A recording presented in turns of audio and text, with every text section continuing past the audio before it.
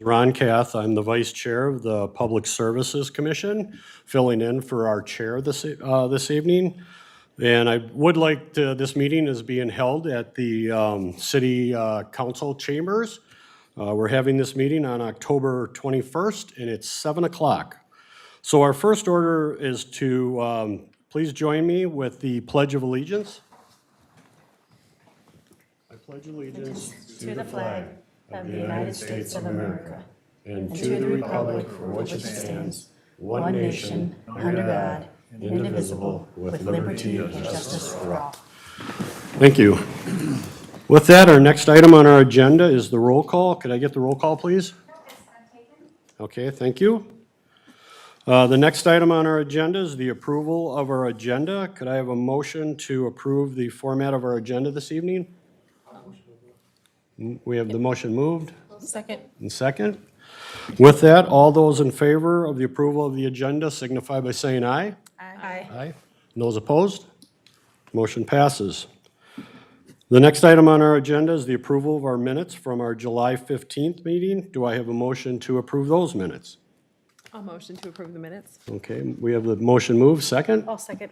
We have a second. With that then, all those in favor of approving our minutes from July 15th signify by saying aye. Aye. Those opposed? Motion passes. From there, we'll move to open forum. This is where anybody in the public can come forward to the commission this evening. Looking in the audience, I don't see anybody else except for staff this evening, so we'll move forward with no open forum this evening, which will move us into presentations. So our first presentation this evening is our Preserve, Play, and Prosper plan, and that'll be presented by Zach, our Parks and Recreation Director this evening. So welcome. Thank you, Chair, members of the Commission. I appreciate the opportunity to talk about the Preserve, Play, Prosper plan.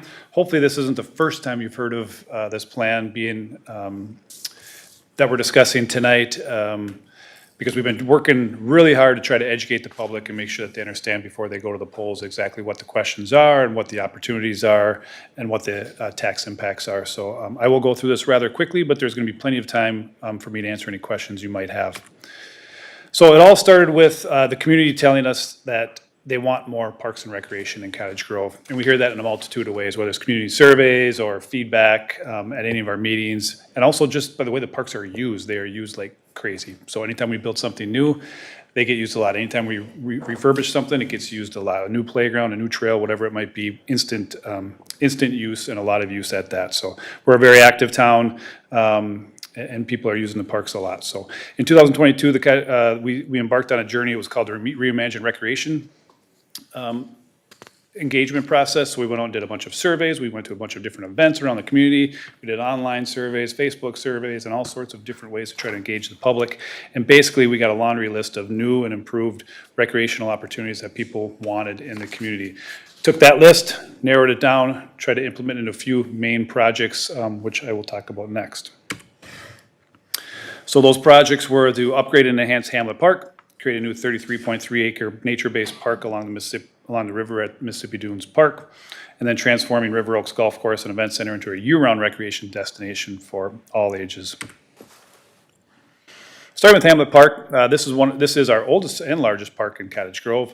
The proposed plan is $17 million and would include upgrading and replacement of the existing playground equipment, building a new four-season recreation building, installing a small splash pad, replacing the existing skate park with new, and I do like to add that we would engage with the skateboarding community and make sure that they help design the skate park itself, building an amphitheater, creating an art walk / sculpture garden with benches and informational kiosks. Again, probably would engage some sort of artistic folks in the community to help design some of that. Adding a synthetic turf sports field with the lighting, that would be replacing the existing lit natural turf field at Hamlet. And then finally completing the South Baseball Complex. We've owned that land since 2002, and we've built 2 of the fields, which is halfway home. So in the 22 years we've owned that land, we've only been able to build 2 with the existing funding. So this would complete that project by finishing those last 2 ball fields, parking lot, and then trails and landscaping. Mississippi Dunes Park, we were lucky enough to acquire 33.3 acres all through grant funding just this past year. partners with the county and the state to get over $1 million to acquire that property was very impressive, and the plan now is to actually do something with the land that we own there. So it's, like I said, 33.3 acres and then about over 1,900 feet of actual shoreline along the Mississippi River. We've wanted for generations to do something more public to get more public access on the Mississippi River, and this is really the best opportunity we've ever had to do that. So when I say we, I mean the city of Cottage Grove. So the proposed plan would first off restore and preserve natural habitat. That would be the majority of the site. Over 25 acres would just be preserved as natural habitat, do some restoration work, protecting the oak forest and replanting some prairie and protecting the wetlands. And then the other 8 acres would provide recreational access, so things like a canoe and kayak launch, a small boat launch, so small fishing boats, duck boats, maybe, or pontoons. Every vessel's a little bit different, but the water's there's a channel out there that's about anywhere from 3 to 5 feet that people could get out to the main channel from there. Construct new and enhanced existing walking and hiking trails, create a nature-based playground, provide space for outdoor classrooms, building an interpretive learning center. There's actually a concept design within that photo on the top left of what that four-season building might look like, and then adding facilities for all sorts of nature activities and picnicking and other things. And then I do always like to mention that this is next to 240 plus acres of the Gray Cloud Dunes Scientific and Natural Area. So this is just adding to that entire complex of habitat. And then the third project is to transform the River Oaks Golf Course and Event Center. Certainly River Oaks is a point of pride in the community. Golfers love it. People that host events and banquets there love it. People love eating on the patio. But we're trying to find different ways to use it because it is the community's golf course. It is over 200 acres of property that the city of Cottage Grove owns and the people own. So we want to find different ways for people to use it. So what you're not going to see in here is a lot of things about golf or weddings or whatever it might be. So we're looking at adding, the project would add multi-sport simulators, so it could be used, as the picture shows, it could be used for soccer, it could be used for golf, it could be used for all sorts of things, zombie shooting, I'm told, and everything else. Add a pickleball/event court, so kind of a multi-purpose court there. Create a new winter mountain biking course, so like a fat tire course using all that property for that. Upgrading the building, kind of connecting those two buildings, and then enhancing the patio dining area. And then building a 9-hole Himalayan putting green course. There's kind of an example shown to you right that's pretty extensive, but it's really just a hilly green, and then you put the pins in kind of neat and different unique positions so people can kind of putt away at that. So similar to our practice green, but it'd just be kind of our practice green on steroids, I guess. And again, that would be free to the public just like it is today. So between the three projects, $17 million for Hamlet, $13 million for Mississippi Dunes, and $6 million for River Oaks Golf Course, to fund the proposed investment, the city is asking Cottage Grove residents to consider a 0.5% local sales tax as part of the general election on Tuesday, November 5th, 2024. If approved, that would generate $36 million spread over a 25-year period. Why a local sales tax? There's a couple options to fund projects like this. We cannot fund it through just the general levy each year. There's just not enough money to do things like that. That pays for our operating costs and kind of minor upgrades. So this is a different funding source for the parks. So the sales tax spreads the burden. So there would be two options. You can either bond for it through a referendum approved by voters through sales tax, or I'm sorry, through property tax, or what the city is proposing is going through the local option sales tax. The difference with the local option sales tax is everybody in the community gets taxed as they spend, as well as visitors who come into the community and spend as well. So we did do an independent study by the University of Minnesota. We hired an independent study from the University of Minnesota. They are projecting right now about 31.3% of the sales tax will be paid for by non-residents that come to visit Cottage Grove or purchase from Cottage Grove, so online purchases, whether it's from Menards or someone from the industrial park, those purchases all go towards this, assuming they're taxable purchases. And then it ends up contributing about 11.3 of the $36 million. And that's a projection based on today's calculations. That will change as the community and the demographics and the dynamic of the economy of Cottage Grove changes over those years. So right now the projection is about $22.99 for the average resident in Cottage Grove. And then just a quick math, half of 1 cent for every $1 spent is the math on how that's paid out. And just a real quick reference of some of the other communities that already have local sales taxes, which are in the green, and then in the blue are all pending sales taxes coming up in November. So the state does require you now to ask the voters on a general election, so that's why there's quite a few of them up this year. So Woodbury, Stillwater, Brooklyn Center, Roseville, Richfield, and Chanhassen are all going for referendums on sales tax this year. It's a little bit confusing on the ballot because we have 3 projects with 1 tax. So I want to make sure that that's very clear. We're trying to find all sorts of different ways to message that. But whether you vote for Hamlet, if you vote for Hamlet Park, it's a 0.5% sales tax.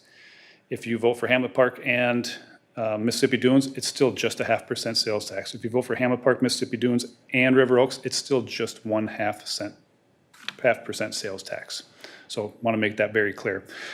If just one of the projects passes, let's say just Hamlet Park were to pass, obviously that would accumulate more money quicker for just that one project as opposed to spreading the cost over 3 projects.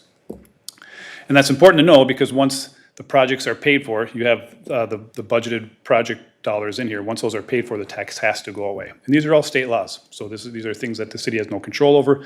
There's no wiggle room. The state says that once you get to $36 million or 25 years, those projects are done and the tax has to come off. Now, the city could go back and ask questions on something else if they wanted to, but as far as this plan, it has to come off. So important to know that. And if all 3 fail, then there is no tax.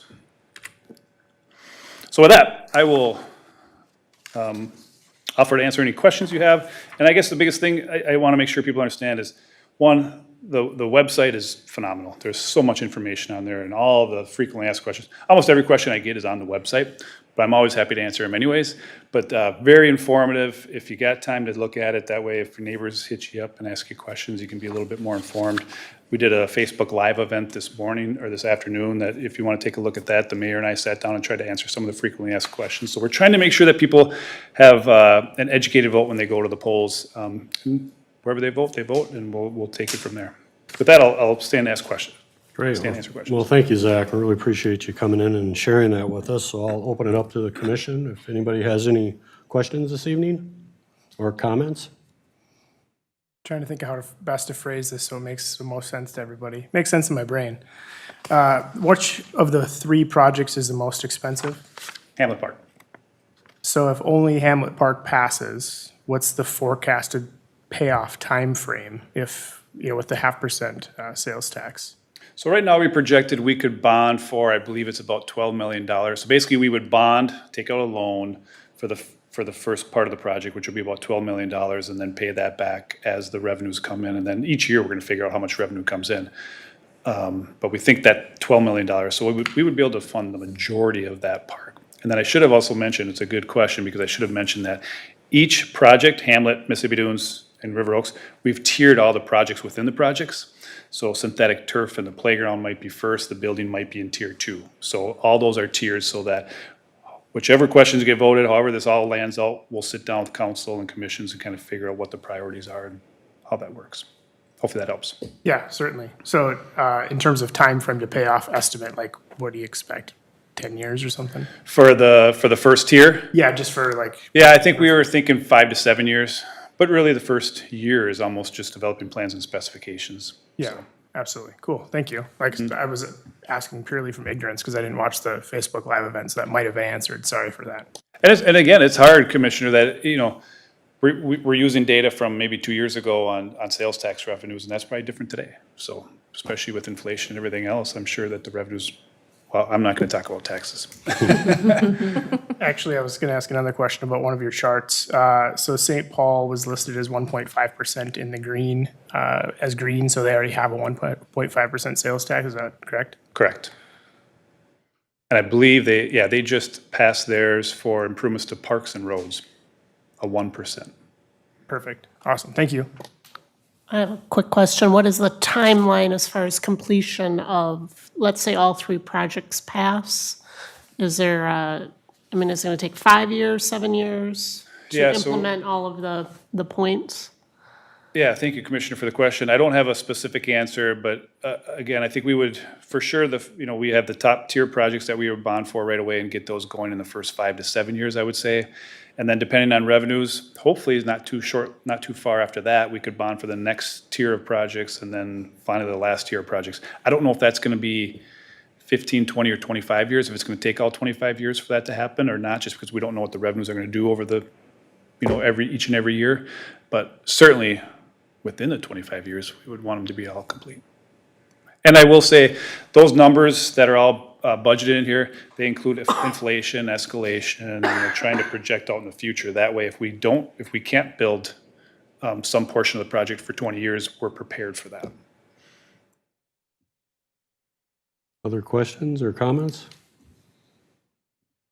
With the groups that you've already met with in the past, what is their feedback? Are they pretty much in favor of it, or are you facing any pushback? Commissioner, I don't know. That's okay. Do you want to go on Facebook and look, or do you want? No, I would say most people, they understand that there's a need to improve parks and recreation in the community. And there's an understanding that you can't do it all just with property tax Right. levy, because we need to pay for police and fire and public works and waters and utilities. And there's just, there's a limited source of that. So if we want some of these other things and you want these generational impacts, that we have to find different sources. But anytime you mention tax, it's difficult, right? And it's understandable, and I'm not going to argue with anybody about their personal finances. So we'll find out on November 5th. I have one last question. So if unfortunately none of them pass, is there a contingency plan to still be able to achieve what we're trying to achieve, or it just kind of fall apart, so to speak? That's actually a great question, because that's one that gets asked a lot. Are you going to do it anyways if it doesn't pass? And the answer is, I'm speaking on behalf of the mayor, who just said it today, that's why I feel like I can say it. To some extent, yes. I mean, these are not projects that we just made up and said, all right, we're going to do a local option sales tax, and if the tax passes, we'll do them. If it doesn't, we're not. These are projects that have been Hamlet Park's a great example. We've been waiting to do that for 21 years. Just because it gets voted no doesn't mean we just throw it away. We still own the land. We still want to develop the land. Mississippi Dunes, clearly, we want to develop that property. So these would just get put back into the capital improvements plan, get prioritized, try to find different funding sources, and chip away at it. But again, that may end up coming off of property taxes instead of the sales tax, or it may come out of who knows what. And I should also mention too, this won't be the sole source of funding. We would still look for grants. We would still look for, even in Mississippi Dunes, there's a lot of opportunity for restoration grants and 3M settlement grants or whatever else that we would try to achieve. If we can achieve those, it brings the project costs down and maybe gets us to get all those other projects done faster. So lots of different ways to get to the end goal. If there is, dang it, I lost my question. It was a good one.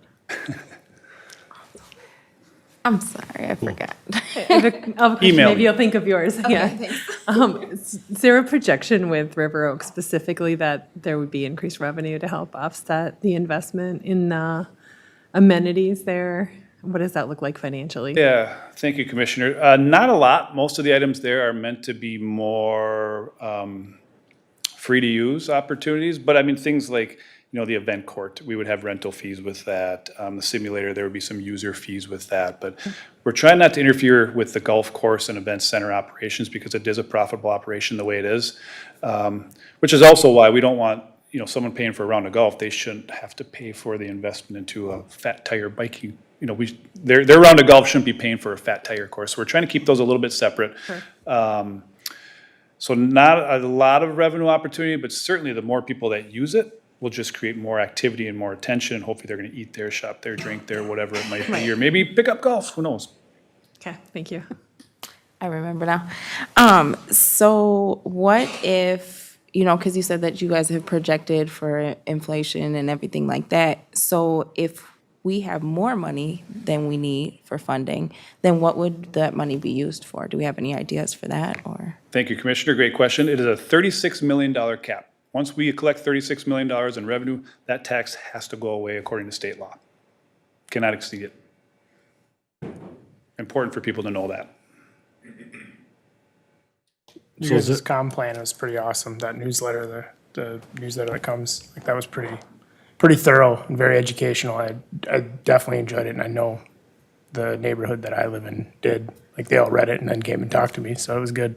Thank you. The communications team has been working really hard and taking some heat along the way too, but it's just, I hope people understand, we're just trying to educate people so they can make the best decision for them and their families. I would say the perception probably hasn't been clarified with a lot of people in terms of the social media presence that I've seen with the fact that the sales tax goes away after you've collected the projected amount. I think oftentimes people just assume that once you start a tax, it never goes away. It's Sure. never gonna go back down. So I think the clarity around that, I actually didn't realize that until you just told us that. Thank you. We'll try to get some extra information on that. Well, it's kind of similar to a US Bank Stadium, right? They said the pull tab or the whatever those E-tab things were gonna pay for it, and it did, and now guess what? They don't have to worry about it.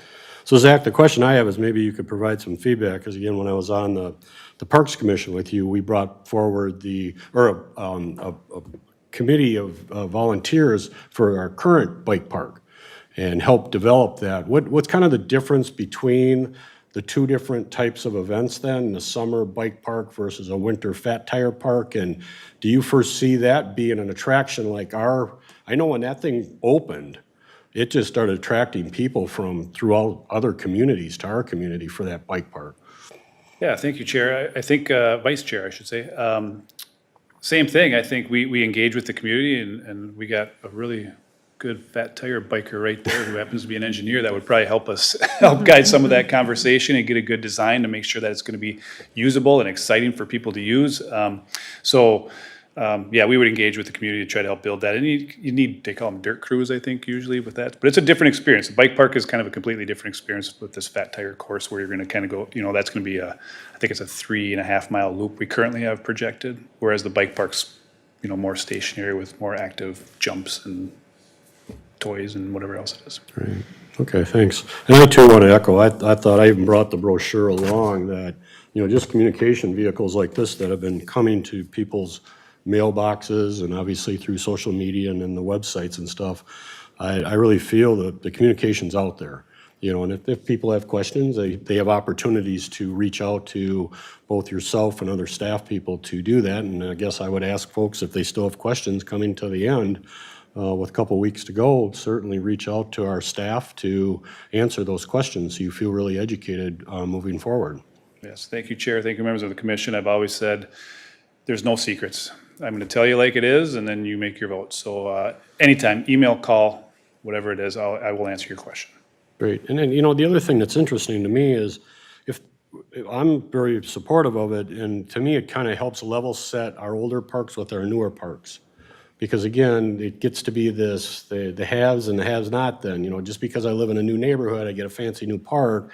I live in an older neighborhood, now my park's kind of running down because it's in a 10-year program. This is a way to kind of jumpstart that, I think, and keep it more equitable throughout our whole community. For sure. Absolutely. I agree. I just drove past Glacier Park on the way here, and there was probably 4 parking spots available. So it's definitely being used, especially with the weather today, but Yes, it that is. park is fantastic. It is. That's the fun stuff to see when you build something and then all of a sudden it's just, people are there right away. We'll pave a trail. Sometimes I'm worried they're going to sink into the asphalt. They get on it so quick.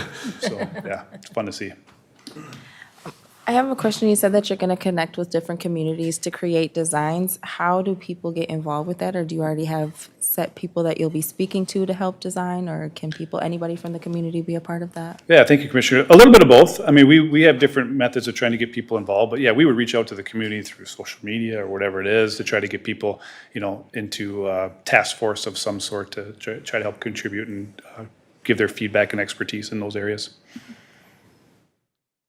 Any other questions or comments? Well, again, Zach, thank you so much for coming forward and presenting it to us this evening at our commission meeting. Thank you. Have a good evening. Thank you. Thank you.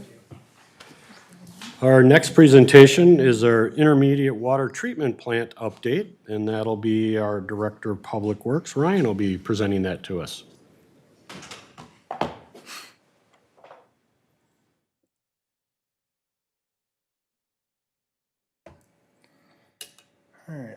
Thank you, Vice Chair, members of the commission. So as I've been doing throughout this process with all these 3M settlement funds that Cottage Grove has been getting to provide, clean, treated water for generations to come.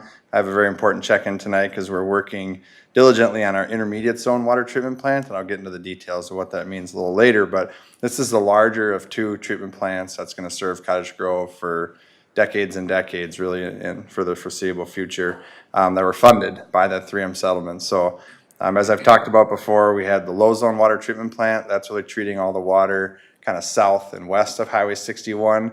It's under construction right now. We started that in fall of 2023, and that'll be wrapped up probably next May 2025. And then this intermediate zone is going to really treat all the water north and east of Highway 61, really roughly kind of the dividing line in our city. The reason for that, right, we've got all this elevation across town. It's higher elevation on the north end, it's lower elevation by the river. So there's different kind of zones where we provide all that water that work independently.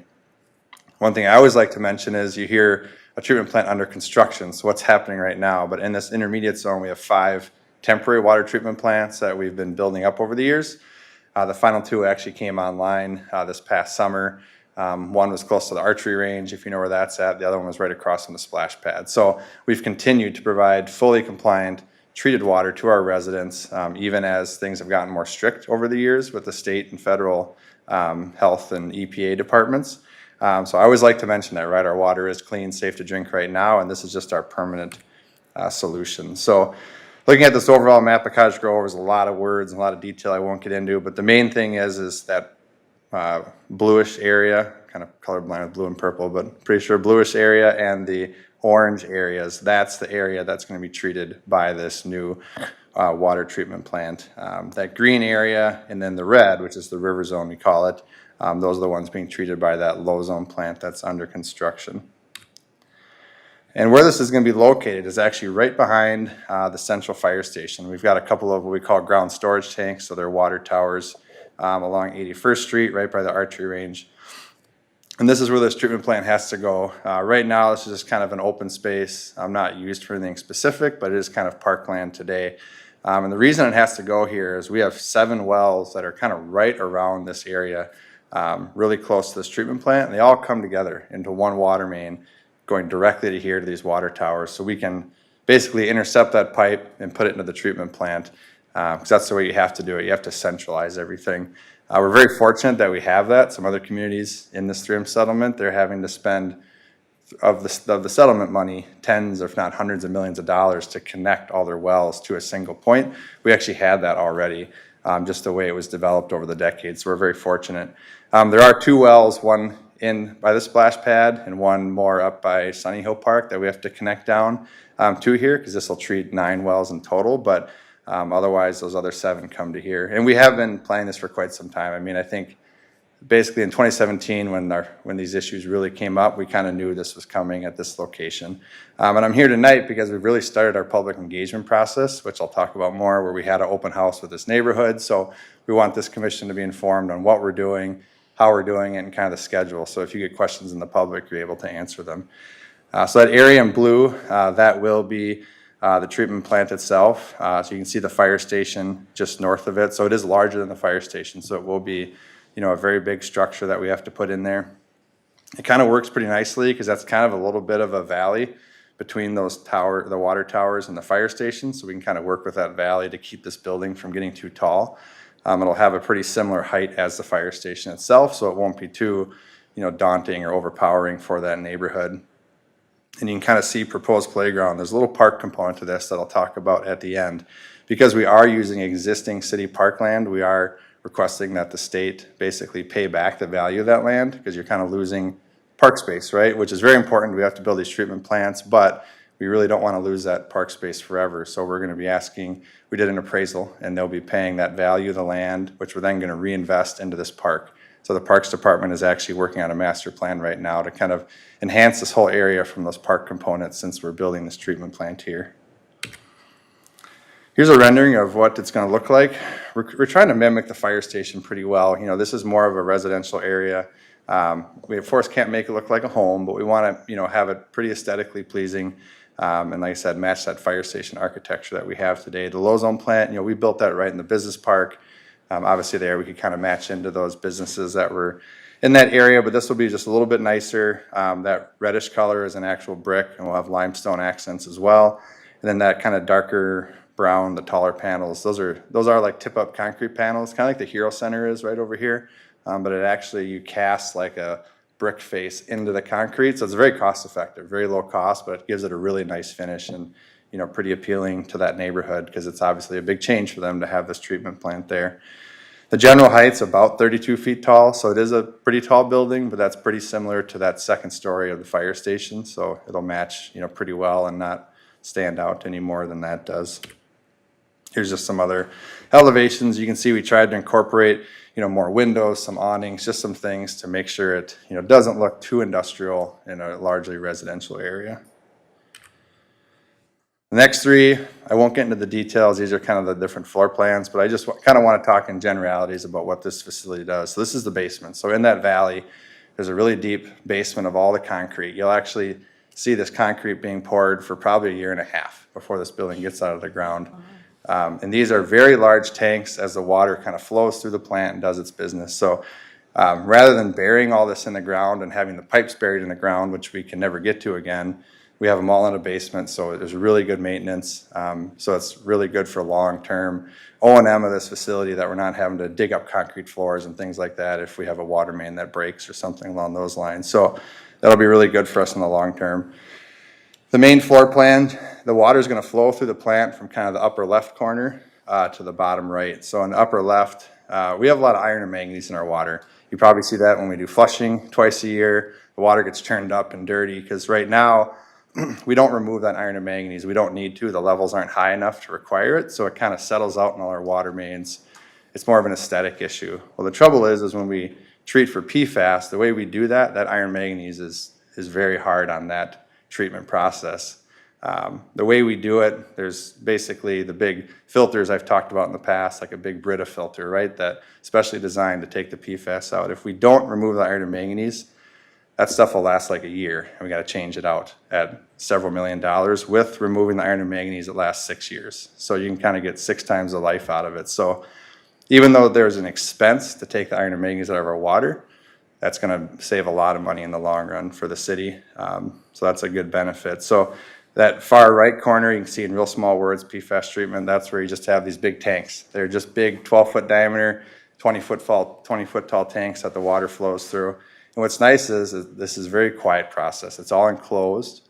Most of it's just kind of pressurized. You don't even see anything happening. It's all in pipes, in tanks. So it's not like a big commotion for the neighborhood. Obviously construction, right? Construction is tough, but once we're done, it's actually kind of runs on its own. We'll maybe have an operator there for 4 hours a day, just checking in, checking things, making sure it's all working, but there's no actual like 24/7 operation where we need to have a huge new crew to run this plant. So very automated, very hands-off, so that'll be really good for our team in the long run.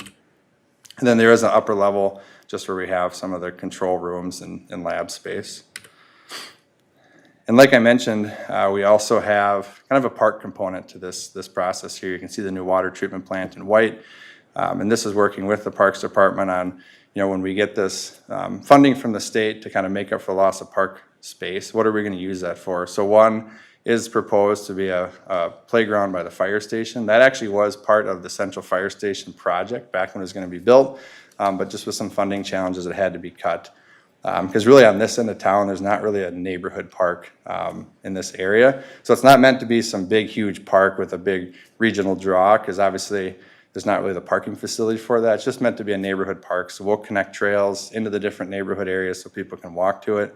The Parks Department's also looking at kind of a beginner type disc golf course. We obviously have a very nice disc golf course at Oakwood Park. This would be kind of a beginner 9-hole course, they've called it. Like I said, new trails throughout the area. And then, you know, maybe like a boardwalk across Pine Tree Pond that we could add. So these are some of the features that they're looking at right now that we'd probably build with the treatment plant just because it would be more cost effective to do that. And like I said, we are starting the kind of public engagement process right now. So we did have an open house on October 10th. We invited 850 homes all around that area, so a big invite. We did only have 3 people in attendance, so not a huge turnout. So we're going to continue to do that public engagement because we want to make sure they know what's coming to their neighborhood. That was held at the fire station, so it's kind of right in the neighborhood, easy to attend.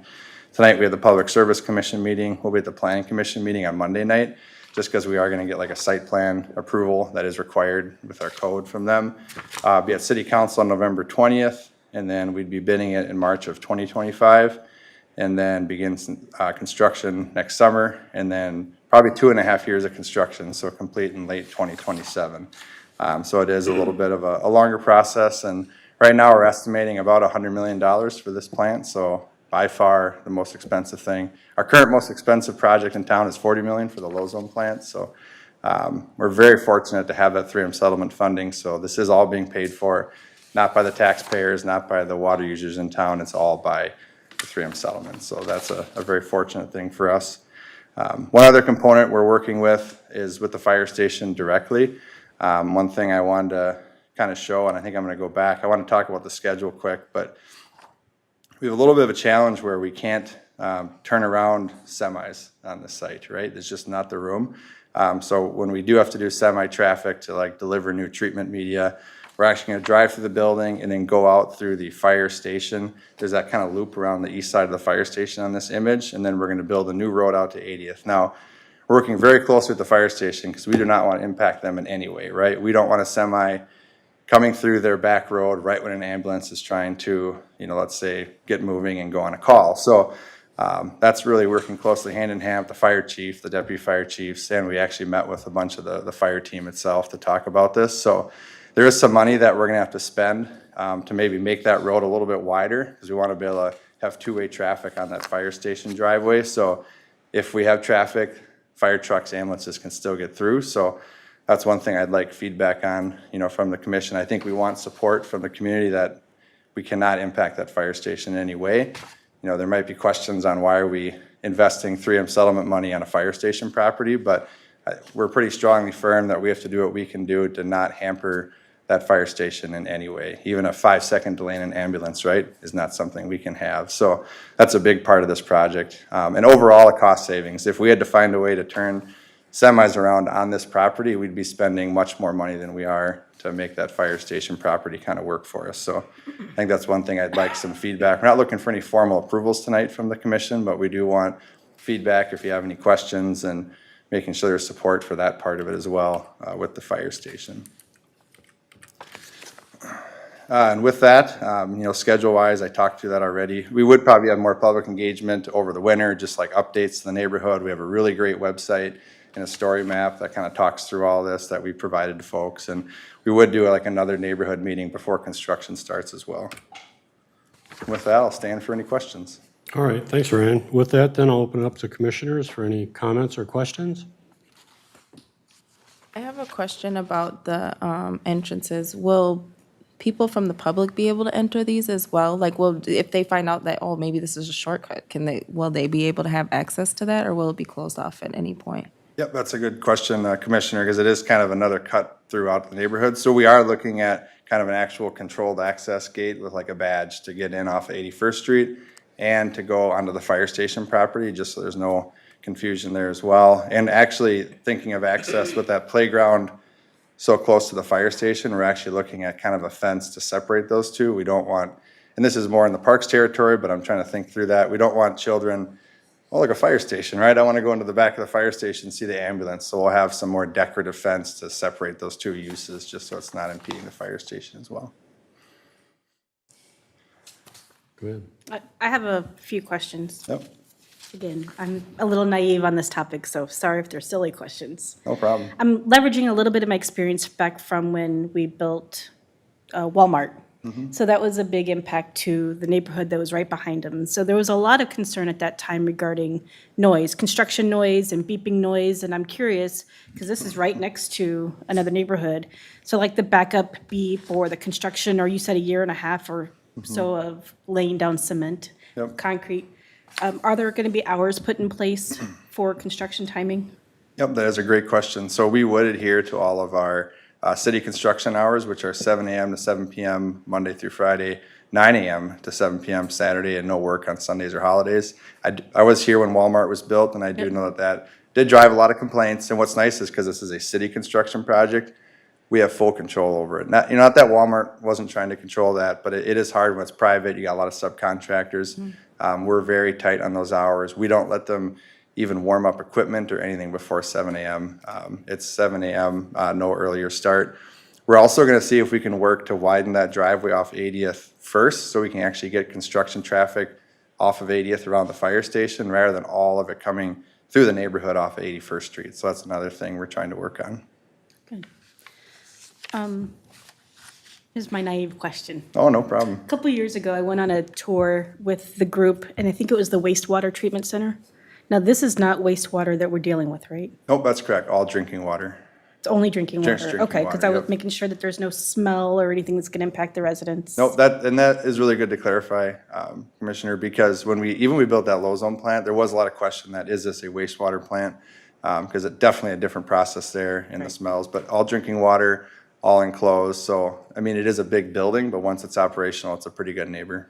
Okay. And when it is operational, is there going to be any sound, or is there going to be any noise impact to the residents? Nope, not at all. Day to day is probably just one pickup truck that'll be coming through, just like a city pickup truck with our operator to stop in and check on it. With everything enclosed, even inside, actually, the only thing that has any noise is that pump room where we actually pump the water out to the city. But that's all, has OSHA requirements for kind of sound deadening to capture the sound in the building. That's what it is. Because that can get loud, so that is a mandatory thing with OSHA. And then every other part of it, you could have this kind of conversation in the building and you'd be able to hear because it is that quiet. Oh, so. good. Okay, yeah, I was worried about like the rumbling or the motor or the fan noises that would be all day long. No, that's a good question. Okay, I think that's all I had. Any other questions? Go ahead. Yeah. I have a question about the construction as it's going in and out, because we don't have this third entrance. How will they be getting through, and like how will that traffic kind of work then? Yep. So I think what our goal is with the fire station is to actually build that new entrance first. So that would actually be kind of a scheduled thing where we'd look to do that right at the start of construction, as long as we can work that out with the fire station operations, so then they can come off 80th Street. There might need to be some work off of 81st Street, to get things moving, but the goal would be to get that new entrance built off 80th and then really focus all the construction traffic there. And then just wondering about the length of the project. You said it'll be done in about 2007, correct? Or 27? 27, correct? that's correct, Okay, yep. does that include the park stuff as well? Or is that just the building part, and then we're gonna move forward with the park stuff after that? Yep, I think the park stuff would all be in that same time frame. We'd probably build that in 2027 at the tail end of the project, just so this work isn't impacting any of it, and that'd be a lot quicker to build, so I think that would be 2027 when we'd likely build the park component.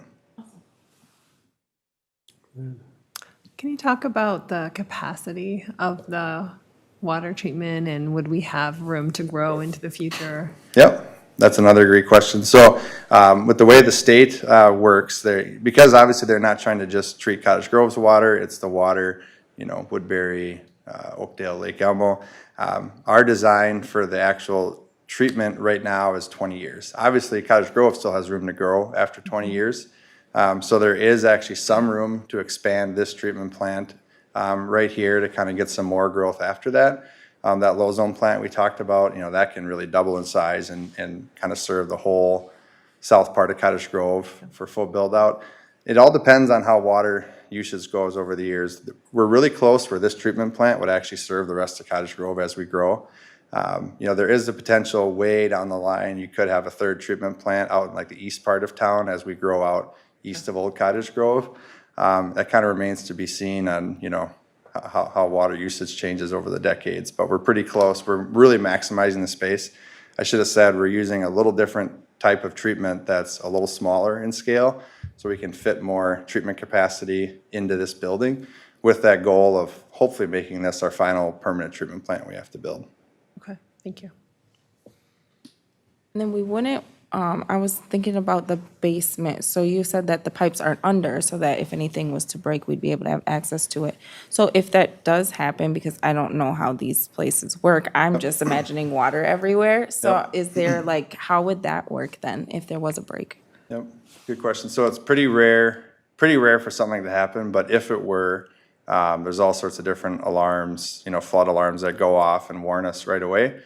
We have stuff like that right now actually at our temporary treatment plants as well. so our operators can respond and shut off that water flow. And we've actually designed the plant because so much of our treated water is going to come from this. We can't let a single issue take it offline, right? Because all of a sudden you can't have no water to everything north of Highway 61. So we've designed it so there's kind of redundancy throughout the entire plant. So if one pipe breaks, we have a different pipe that's a backup. So if there's any issues, it might reduce the capacity a little bit if we have an issue, but at least, we'd still be able to meet all our water demands. So we've been very careful to design it that way because it's a bit of a change. Right now we have 12 wells sprinkled all over Cottage Grove, and if one goes down, we can deal with it. Right now you kind of have all of our water in one spot, so resiliency was a big part of it for us. So Ryan, can you speak to how the effect of this new road with our current construction of 80th, is it going to make the plans of the current design of 80th Street have to be redone, or? Yep, so 80th as it is today, kind of the 4-lane road in front of it, that's plenty of capacity. This will just really be a new driveway coming in off the side, so no impact to the road. And while there will be the construction traffic, there's plenty of capacity on 80th to handle that construction traffic as it comes in. Because even though it's a long period, it's not a lot in any given day. Maybe it's 10 or 15 concrete trucks in a day, something like that. So that part of 80th isn't under that where we're going to be redoing 80th Street? not directly next to it, but a little bit further to the west is where we will be redoing 80th, kind of from the high school down to Highway 61. Okay. So certainly, during that time, construction traffic for this would navigate it, but 80th will remain open, while we're doing that work in 2026. So no major issues with this. And obviously, if there were, Jamaica Avenue would be another option for them to get to the project site. That was just more like, hey, you just got done fixing 80th, now you're gonna go tear it up for a new driveway, Yep. Why didn't you just wait and do it together? Gotcha. That's Good. where- Yep. Good That's where I question. was kinda going with it, see but it. if Yep. that part's not. And that is different, yep. This one's a little further down. This one was redone in 2016, so still a good road, but about 10 years old. And I guess my initial thought when you said you wanted to work with the fire department long-term, it brought back some memories when I served on the school board with when Eastridge was coming out of the ground and how, when the architects got together and they looked at how Woodbury's fields were set up and the land that the school district bought, how could we land swap to maximize it for the community? And to me, it seems like we have two public entities here, obviously mostly Cottage Grove, but how can we leverage that space to the best of our ability without having to do things outside of it? So to me, it kind of brought back some memories, and to me, I think that's smart for us to leverage the resources and the amenities that we have right before us. Yep. Instead of having to create new and just leave it because it's been like that for the last 10 years or whatever. Yep. Other questions or comments? No, I'm sure we'll get more updates as time goes on, so thank you again, Ryan, for sharing that with us this I evening. actually do have one for you. Too late. I'm just kidding. I can ask him later. See, you let me be vice chair for a day. He's running a good meeting over there. So you'd said that the temporary one's across from the splash pad right now, and you have to essentially conjoin it with this plant once it's operational. What does that process look like? Do you have to do some massive trench digging and modifications to the existing infrastructure, or is it just as simple as, turning a valve? So that will have to be a whole new water main that'll come all the way down from Sunny Hill Park to Highlands Park. And then we're gonna try and use green spaces for most of that. So like that Cottage Grove Trailway corridor with the big power lines, we're gonna run down that with this water main. And then Pine Tree Valley, right? We're gonna run right down Pine Tree Valley, kind of under the trail. So the trail will have to be replaced. So because it's untreated water, we have to kind of pipe it directly to this plant. So that will be a big project. There will be a couple of city streets that we will have to dig up to do that. We've already sent out some initial notices to those homeowners. We'll be working with them.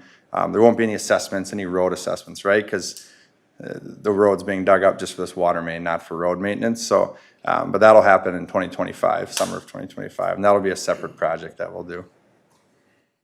Cool. And then that facility, I think you discussed this at a previous meeting, the facility that's across from the splash pad, when this thing's fully operational in 2027, you're going to essentially disassemble that, and then you can reuse the innards of it? Yep, that's correct. So the two vessels that are in there, and then the two that are by the archery range, yep, they will actually get moved to this facility. That's the most expensive part of those temporary plants, and we've designed it to be able to just move them right to this one and have no lost money. Other than obviously the expense to move them, there's some money there. And then that metal building, those are so new. I imagine when we demo them, it won't be a true demo. It'll be more of a salvage and someone could reinstall it somewhere else. Awesome. Yeah, fantastic. Thank you. Any other questions or comments? All right, well, right, thanks thanks. again, Ryan. With that, that completes the presentations for this evening. We can move on to our next agenda item, and that's our commissioner comments. Any comments from commissioners this evening? No? All right, then we'll move on to our staff reports. Any staff reports? I guess I'll keep talking. I could have stayed up there. I'll cover a lot of public works right away quickly, and then our street superintendent, Gary Orloff's here as well, if he has anything to add. Just a couple of road project updates. We did open those the new U-turn intersections down by River Oaks. That's been worked on for about 2.5 months. I know it's been a long process with Highway 61 down to one lane during that. It's kind of a slow process with all the different concrete work and ways to build that. So I know people were getting a little antsy at the end to get traffic back to normal. So that was a really great thing to open those up. And it's a great safety improvement. We've already had great feedback from the bus company that serves that church and school that shares a driveway with River Oaks. They've really seen it as a great benefit to them to have those dedicated U-turns and that new way of kind of navigating that intersection. So good to see that opening. We did kind of have a grand opening, ribbon cutting for the East Point Douglas and Jamaica Avenue improvements. That was in early September as well. You've probably seen some little bits of the work going on since then, some cleanup work, but that was kind of our final ribbon cutting. So nice to see those improvements operational and being used by everyone. A couple other projects that we finished up. There was kind of a realignment of Hadley, 103rd and 100th Street down in the south part of Cottage Grove to serve new development in that area. That's been kind of a 2-year project we've been working through with most of the road work this year. That had a few closures, some different detours during that part, that last phase of the work in September. So we also finished that, and that's all open. So a lot of good progress. After a very wet summer, been pretty dry in September, so we could really knock out the projects and get them wrapped up. The other thing I'll touch on initially, and maybe Gary wants to add to it, but the big thing that happened since we met last was August 29th. We had that big storm.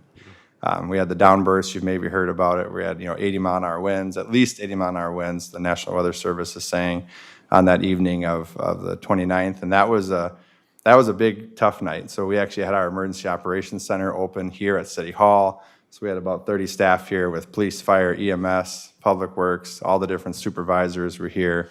Because really in a couple neighborhoods, the Thompson Grove, south of Highway 61, and then the Thompson Grove Estates, kind of, between East Point, Jamaica, and 80th were hit really hard. Just numerous calls for service. Our police, fire, EMS were just inundated and literally overwhelmed. So we had support from all the surrounding communities and the sheriff to handle the calls that night. All of our public works staff were here that night to reopen roads. That was a tough night. I think it was about 12:30 in the morning when we finally wrapped up and had, all the calls addressed, all the roads reopened, all the different there was, power line fires, lots of issues that night. So that was a great response from our whole team. We do a lot of emergency training, and you kind of hope you never have to use it, but we had to use it that night, and everyone responded and did a great job. And we were safe about it. I mean, that's tough when you're out there that night in the dark with chainsaws, trying to open roads with equipment, trees on cars, trees on houses, and we had no injuries that night, so I was pretty proud of our whole team for doing that.